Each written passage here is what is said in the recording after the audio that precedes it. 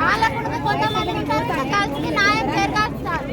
ఇట్లనే వదిలేస్తాను, ఎక్కడెక్కడైనా ఇట్లానే చిన్న తీసుకుంటాం సార్. ఆడపిల్లలు చులకనగా తీసుకుంటాం సార్. కలిసి న్యాయం జరగాలి.